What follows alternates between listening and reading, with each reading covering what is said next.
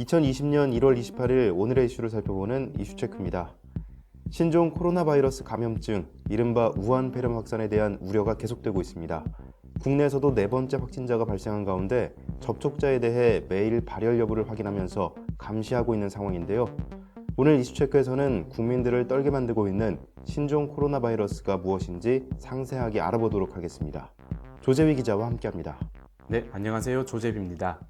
네, 신종 코로나 바이러스 감염증, 정확하게 어떤 질환입니까? 네, 신종 코로나 바이러스 감염증은 지난 2019년 12월 중국 후베이성 우한시에서 발병한 유행성 질환으로 우한 폐렴이라고도 합니다.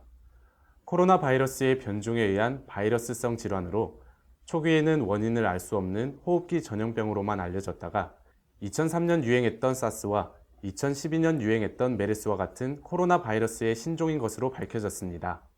네, 신종 코로나 바이러스. 제대로 알기 위해서 코로나 바이러스부터 알아야겠군요.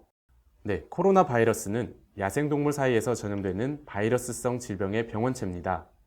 우한에서 발원된 신종 코로나 바이러스는 박쥐목이나 설치목 동물들을 자연 숙주로 하는 코로나 바이러스가 우한시 시장에서 거래된 야생동물을 중간 숙주로 해 변이형이 발생된 것으로 전문가들은 추정하고 있습니다.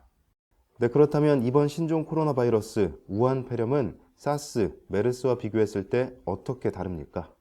네, 먼저 사스는 박쥐의 코로나 바이러스가 사양 고양이를 거쳐 변이돼 인간에게 감염된 것입니다. 이때 국내에 4명의 감염자가 발생했지만 사망자는 없었죠. 메르스는 박쥐의 코로나 바이러스가 낙타를 거쳐 변이돼 인간에게 감염된 것인데요. 메르스는 국내에서도 집단적으로 유행해 186명이 감염되고 2015년 기준 38명이 사망한 바 있습니다. 네, 전파되는 방식도 사스나 메르스와 차이가 있을까요? 네, 이번 신종 코로나 바이러스의 감염 경로는 슈퍼 전파자의 침이나 콧물과 같은 체액으로 전염되는 것으로 알려졌습니다.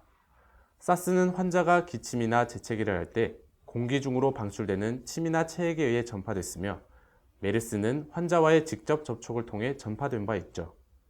네, 신종 코로나 바이러스 감염증으로 인해 전 세계 사람들이 공포에 떨고 있습니다. 증상은 어떻게 나타나죠?